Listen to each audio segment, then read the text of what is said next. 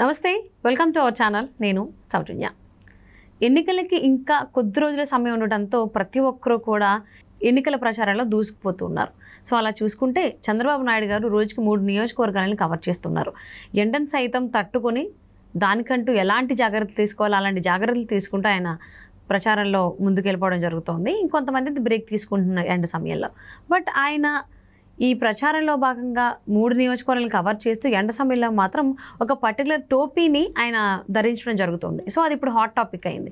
మరి ఎక్కడి నుంచి తెప్పించారు, ఎందుకు ఆయన ఎండ సమయంలో ఆ టోపీని ధరిస్తున్నారు, ఇలా చాలా మందికి డౌట్స్ వస్తున్నాయి. మరి అంశానికి సంబంధించి మనతో మాట్లాడడానికి, మరి విశ్లేషణని మనతో పంచుకోవడానికి ఈరోజు మనతో పాటు ఉన్నారు సీనియర్ జర్నలిస్ట్ దుర్గా కుమార్ గారు ఉన్నారు. వారితో మాట్లాడదాం. నమస్తే అండి. నమస్కారం మా సౌజన్య, మన వీక్షకులు కూడా నమస్కారం. చంద్రబాబు నాయుడు గారు ప్రచారంలో ఏ విధంగా దూసుకెళ్ళిపోతున్నారో మనం చూస్తున్నాం. రోజుకి 3 నియోజకవర్గాలను ఆయన కవర్ చేస్తూ ఉన్నారు. సో ఎండను సైతం తట్టుకుని ఆయన ప్రచారం చేస్తూ ఉండడం జరిగింది కొద్ది రోజుల సమయం ఉండడంతో. బట్ ఆయన ఎండ సమయంలో ఒక టోపీని ధరించడం జరుగుతోంది. సో అది ఇప్పుడు హాట్ టాపిక్ అయింది. సో అసలు ఆ టోపీ విశేషాలు ఏంటి? ఫస్ట్ అసలు మనం ఆంధ్రప్రదేశ్లో ప్రస్తుతం ఉన్న పరిస్థితి, ఎన్నికల పరిస్థితి, వాతావరణ పరిస్థితులు, తర్వాత ఈ వాతావరణ పరిస్థితుల్లో వివిధ పార్టీల అధ్యక్షులు, నాయకులు వాళ్ళు ఎలాంటి ప్రచార జాగ్రత్తలు తీసుకుంటున్నారని చర్చిద్దాం. ముందు మాట్లాడి ఆ తర్వాత దాని దగ్గరికి వెళ్దాం. షూర్. ఆంధ్రప్రదేశ్లో వాతావరణం ఈ సంవత్సరం చాలా వేడి ఎక్కువగా ఉంది. 45 నుంచి 47 డిగ్రీల వరకు ఉంది. ఇది చాలా అసాధారణమైన ఉష్ణోగ్రత. తెలంగాణలో కూడా కొన్ని జిల్లాల్లో బాగా ఉంది, మరి ముఖ్యంగా నల్గొండ ఈ ప్రాంతంలో. ఇది చాలా భూతాపం పెరుగుతూ ఉంది. ఇది మంచి సూచన కాదు అని వాతావరణ నిపుణులు కూడా హెచ్చరిస్తూ ఉన్నారు. కాబట్టి మనం దీని నుంచి నేర్చుకోవాల్సింది ఏంటంటే, ఇది సందర్భం వచ్చింది కాబట్టి పర్యావరణాన్ని జాగ్రత్తగా మెయింటైన్ చేసుకోవాలి. ఇప్పుడు గత ఎంతో కాలంగా చెట్లు పెంచినప్పుడు ఆంధ్రప్రదేశ్లో రోడ్ల పక్కన, రోడ్ల మధ్యలోనూ డివైడర్లలో పెంచారు. కానీ జగన్మోహన్ రెడ్డి గారి పర్యటనల మూలాన విపరీతమైన చెట్లు నరికివేత జరిగింది ఆంధ్రప్రదేశ్లో. అది కూడా కొంత దీనికి కారణమేమోనని నేను అయితే అనుకుంటున్నా. ఎందుకంటే ఆయనకు భద్రతా కారణాల దృష్ట్యా ఏ రూట్లో వెళ్తే ఆ రూట్లో పిచ్చపిచ్చగా చెట్లు నరికేస్తున్నారు. అది పెంచడం చాలా కష్టం, నరకటం చాలా తేలిక. ఎందుకంటే ఇప్పుడు పవర్ సా అని వచ్చినాయి, అవి మిషన్లు ఇట్లా పెట్టి అనగానే జర్రన్ తెగి కింద పడిపోతున్నాయి. ఆ రకంగా ఒక షేవ్ చేసిన తీరులో చేసేస్తున్నారు. సరే, ఇప్పుడు ఎన్నికల్లో ఆ వేడిలో చాలామంది, కొంతమంది నాయకులు, గత నాయకులు అయితే ఎప్పుడు ప్రజల జీవితంలో మమేకమై ఉండేవాళ్ళు కాబట్టి వాళ్ళు తట్టుకుని తిరిగారు. ఇప్పుడు నాయకులు బాగా ఏసీలకు అలవాటు పడిపోయారు. సెంట్రల్ ఏసీలకు, ఇళ్లలోనూ, ఆఫీసుల్లోనూ, కారుల్లోనూ స్పెషల్ ఫ్లైట్లు వేసుకు తిరిగే పరిస్థితికి వచ్చేసింది. వాళ్ళ అత్యంత డెలికేట్ అయిపోయారు, సున్నితం అయిపోయారు రాజకీయ నాయకులు.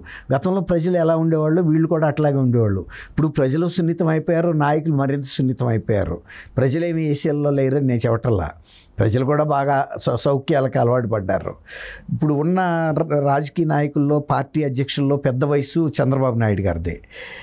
అయినా కూడా ఎక్కువ 3 నియోజకవర్గాల్లో నిరాటంకంగా తిరుగుతున్న వ్యక్తి కూడా చంద్రబాబు గారే.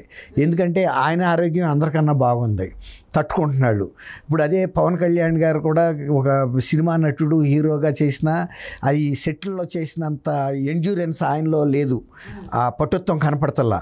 ఆయనకి చాలాసార్లు ఆరోగ్య సమస్యలు వస్తున్నాయి, కన్నుకు సంబంధించి, స్కిన్కి సంబంధించి అలర్జీసు, ఇంకా ఏవో రకరకాల కొన్ని హెల్త్ ప్రాబ్లమ్స్ వల్ల మధ్య మధ్యలో ఆయన బ్రేక్ ఇవ్వాల్సి వస్తుంది. అట్లాగే జగన్మోహన్ రెడ్డి గారు అసలు 6 దాటితే రాత్రిపూట ఉండలేదు, మధ్యాహ్నం ఎండ కొంచెం ముదిరితే ఆయన ఉండలేడు, కాబట్టి ఆయన రెస్ట్ తీసుకుంటున్నాడు. ఇప్పుడు బీజేపీ పురంధరేశ్వర్ గారు కూడా ఒక మహిళ కాబట్టి ఆమెకు ఉండే పరిమితులు ఆమెకు ఉంటాయి. అయినా ఆమెకి ఎక్కువ నియోజకవర్గాలు లేవు, వాళ్ళు పరిమితమైన నియోజకవర్గాల్లో పోటీ చేస్తున్నారు కాబట్టి ఆమె తిరగాల్సిన అవసరం లేదు. ఎక్కడికక్కడ స్థానిక నాయకులు కూడా చూసుకుంటారు. ఆమె రాజమండ్రిలో పోటీ చేస్తుంది కాబట్టి ఆమె నియోజకవర్గం మీద కూడా ఎక్కువ చేసుకోవాలి. బట్ చంద్రబాబు నాయుడు గారి పరిస్థితి వచ్చేటప్పటికి ఆయన 175 నియోజకవర్గాల్లో అన్ని మిత్రపక్షాలకు ఇచ్చిన వాటిల్లో కూడా వాళ్ళు అడుగుతున్నారు చంద్రబాబు నాయుడు గారిని రమ్మని. ఇప్పుడు చంద్రబాబు నాయుడు గారి మీదే ప్రజల దృష్టి కూడా ఎక్కువ ఉంది. చంద్రబాబు నాయుడు గారు మళ్ళీ 2014లో ఆంధ్రప్రదేశ్కి ఎంత అవసరమని మనం అనుకున్నామో వాళ్ళు ఓటర్లు. ఇవాళ మళ్ళీ 2024లో మళ్ళీ అదే వ్యక్తి రావాలని గట్టిగా కోరుకుంటున్నారు. ఈ 2019లో అంటే 2019లో ఈయన జగన్మోహన్ రెడ్డి గారిని ఎన్నుకోవటం ద్వారా అంటే సానుభూతి, ఏదో వివేకానంద రెడ్డి గారిని చంద్రబాబు వచ్చేసాడు అన్నప్పుడు వాళ్ళు నమ్మి ఈయన ఒక హంతకుడని పార్టీ ఈయన ఓడించారు. కానీ ఇప్పుడు హంతకుడు కాదని తేలిపోయింది, వాళ్ళ కుటుంబంలో సభ్యులే చేశారని తేలిపోయింది, వాళ్ళ మీద కేసులు ఉన్నాయి, ఇదంతా అందరికీ తెలుసు.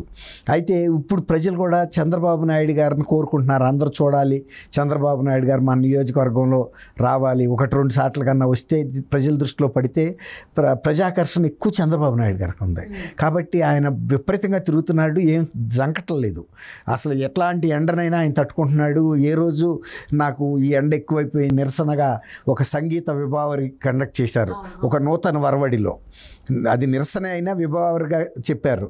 అట్లాగే ప్రపంచవ్యాప్తంగా ఆయనకి అభిమానులు ఉన్నారు.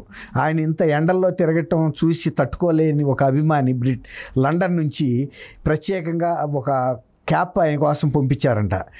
ఆ క్యాప్ ప్రత్యేకత ఏంటంటే ఎంత ఎండ వేడి వచ్చినా కూడా ముందు తల వరకు ప్రొటెక్ట్ చేస్తంట, చల్లదనాన్ని ఇస్తుందంట. ముందు ప్రొటెక్ట్ చేసుకోవాల్సిన తలని. మన ఊళ్ళల్లో కూడా లేడీస్ అయితే మీలాంటి వాళ్ళు స్కార్ఫ్ కట్టుకుంటారు, మగాళ్ళు అయితేనేమో తలగొడ్డు చుట్టుకుంటారు ఊళ్ళల్లో. వేడి నుంచి తలని కనుక మనం కాపాడుకుంటే మిగిలిన బాడీ పెద్ద ప్రమాదం కాదు.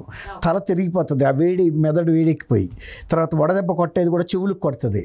అట్లా ఆయనకి చెవులు ఇవన్నీ కవర్ అయ్యే విధంగా ఒక అభిమాని ఒక టోపీ పంపించారు.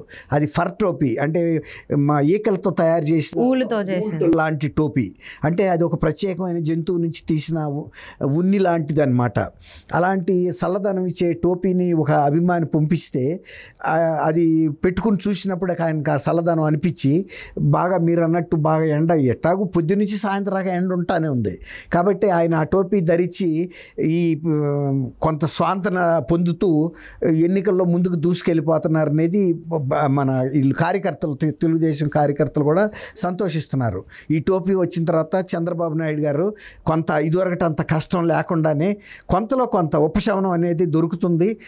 ఇంకా ఎక్కువగా తిరగలుగుతున్నారు. ఇంకా ఇప్పుడు 10 నిమిషాలు మాట్లాడేది ఇంకా 13 నిమిషాలు 14 నిమిషాలు కూడా మాట్లాడుతున్నారు. ఒక్కోసారి అరగంట మాట్లాడేది 35 నిమిషాలు. అంటే ఎండవేడి నుంచి రక్షణ పొందటానికి ఆయన అది ఉపయోగించుకుంటున్నారు. అది ఒక 8,000 రూపాయలు అవుతుందంట. కాస్ట్లీది కూడా ఏం కాదు. నిజానికి ఆ అభిమాని ఒక లీడర్ పట్ల, ప్రజల పట్ల లీడర్లకి ఎంత కన్సర్న్ ఉంటుందో లీడర్ల క్షేమం పట్ల కూడా అభిమానుల్లో అంత ఉంటుంది కన్సర్న్ అనేది మనకి ఈ సంఘటన ద్వారా తెలుస్తుంది.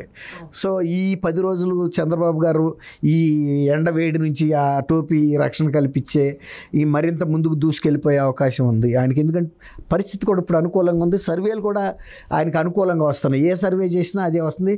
క్షేత్రస్థాయిలో కూడా ప్రజలు కూడా మేము చెప్పేస్తున్నారు, మేము ఈ పార్టీకి వైఎస్ఆర్సీపీ పట్ల మాకు లేదు, అంతా ప్రజా వ్యతిరేక పాలనగా ఉంది, పీడన చేస్తుంది, తర్వాత ప్రజల మీదే ఒక కక్ష సాధింపుతో వ్యవహరిస్తుందని భావన వచ్చింది. కాబట్టి ఈ అడ్వాంటేజ్ చంద్రబాబు నాయుడు గారికి ఉంటుంది.